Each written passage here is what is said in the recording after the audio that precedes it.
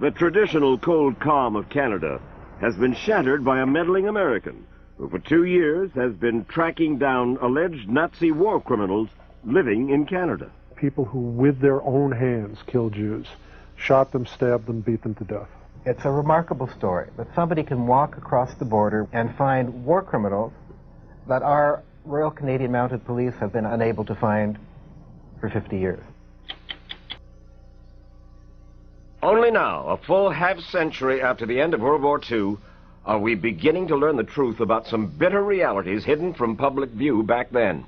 First, that the Swiss did very profitable business with the Germans during that brutal war and deprived the Nazis' Holocaust victims and their families of their rightful property.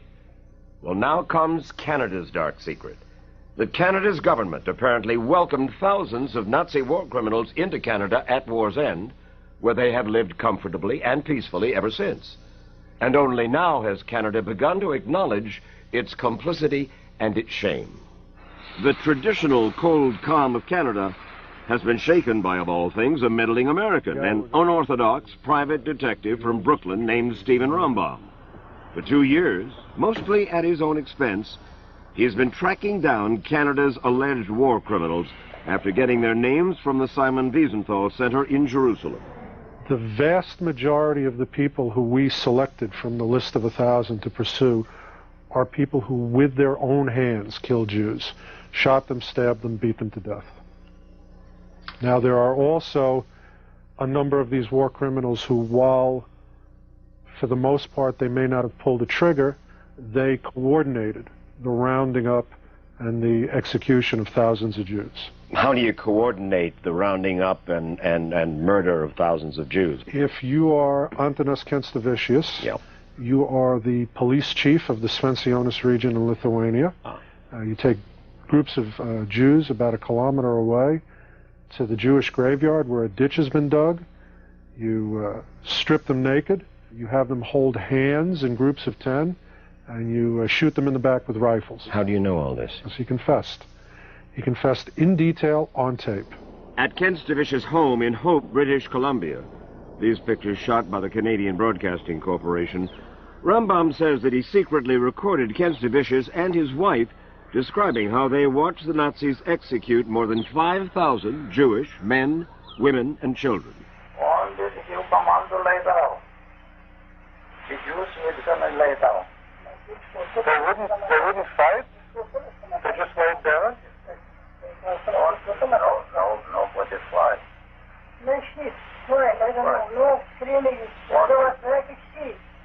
On the when they come into front, and they take commando, they bang, they fall down. Sometimes repeat, false, and they fall in the ditch.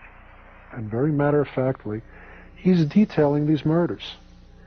And at a certain point in the conversation, he looks at me and he says, And 9 November, about 1 o'clock, it is finished, no more Jews. no more Jews. I've been an investigator for about 17, 18 years now, but I've been Jewish all my life.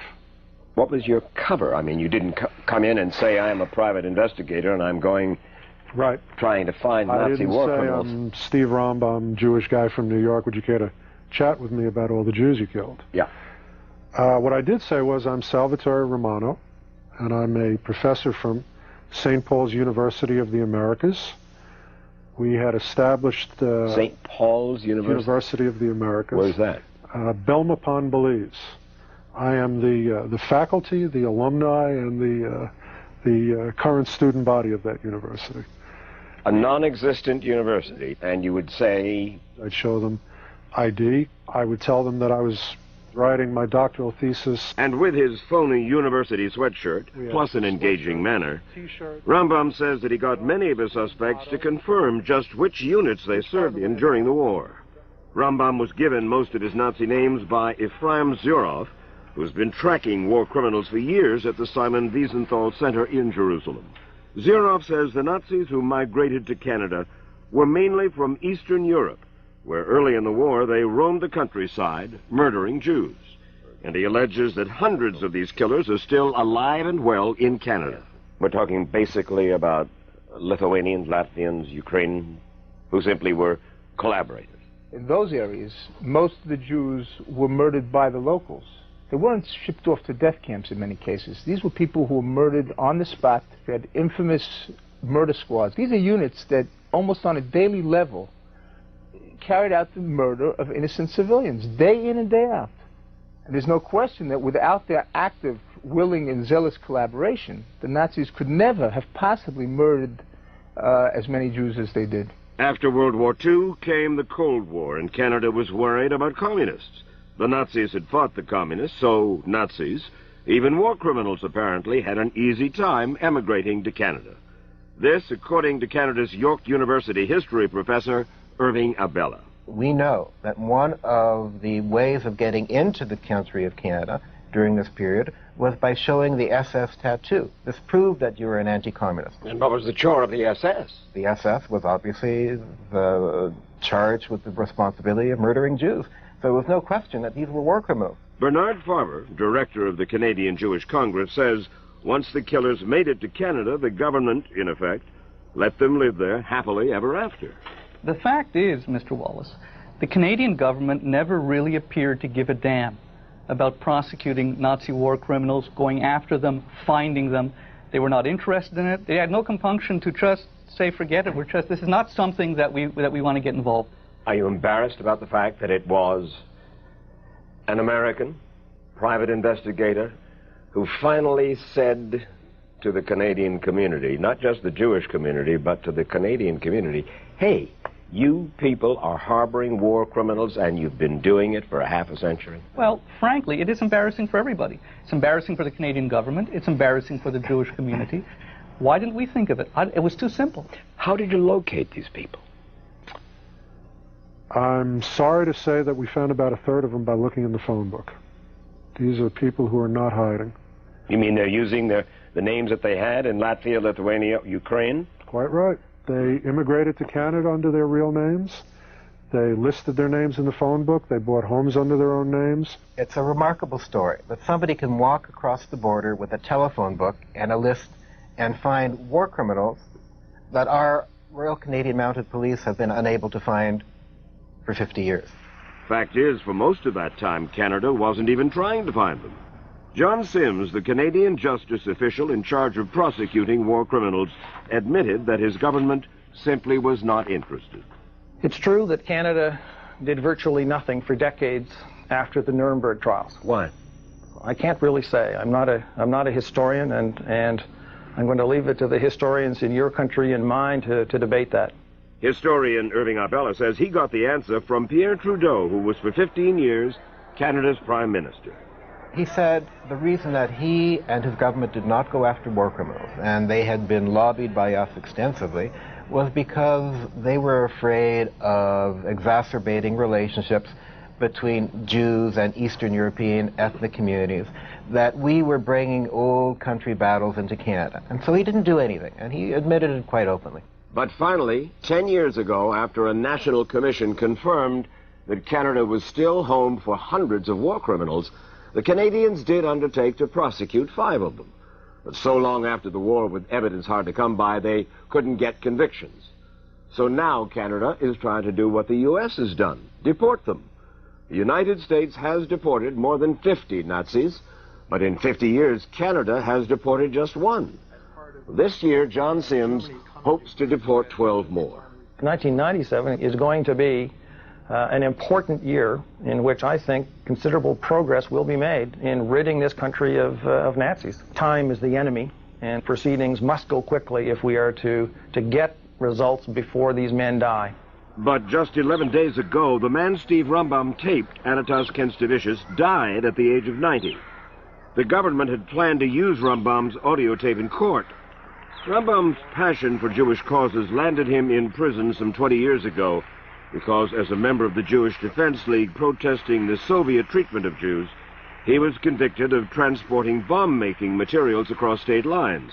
Now, because of all the publicity his revelations are receiving in Canada, alleged war criminals there are not talking anymore. Another man on the deportation list, Eric Tobias, stared out at us but wouldn't come to the door. We got a much more hostile reception at the home of an alleged death squad commander, Oscar Perot. The dog took a bite out of my coat before Perot's son Arvil tied him up. Jewish leaders claim they have eyewitness testimony and other documents that prove Perot led a Latvian murder squad. Perot calls that communist propaganda. So far, at least, he is not on the deportation list. His son insists Perot was a soldier who fought communists, not a commando who killed civilians. Agreed. And if my father was guilty of something like that, or if there wasn't anything conclusive of something like that, I would personally disown him as a father. Would you really? I would. Another alleged war criminal. The Canadian government says this man walking off a Florida beach, Helmut Oberlander, was a translator for an SS unit that killed thousands of Jews. When he left Canada for a Florida vacation, the U.S. threw him out. We do not wish to talk to you. We don't wish to talk to you. Oberlander went back to Canada. He wasn't home when we tried to see him in a comfortable suburb outside Toronto, but his neighbors, Helga Whiten and her husband John, a professor of German, say their government should leave the Oberlanders alone. Well, they're fine people. They're very quiet and been nice neighbors for about 28 years.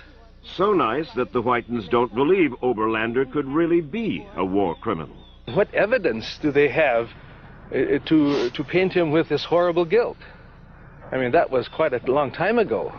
I don't see what justice is served by kicking him out of the country. I just don't see that. It must be difficult for his neighbors to believe that a man they have seen as a neighbor could have done these heinous, terrible acts when he was a young man during the war. But the fact that he did do them during the war means that we can't forget. We cannot ignore that. We must go after him. Canada is also going after Konrad Kalej for allegedly murdering Jews in Latvia. The United States deported Kalej in 1994, so he moved up to Canada. Incredibly, he moved into an apartment building that was known to have many Jewish residents, including 3 Holocaust survivors. Vera Peter spent 7 months in Auschwitz. When she read in the paper that she's living next to an accused Nazi war criminal, she was stunned. I was first in a shock.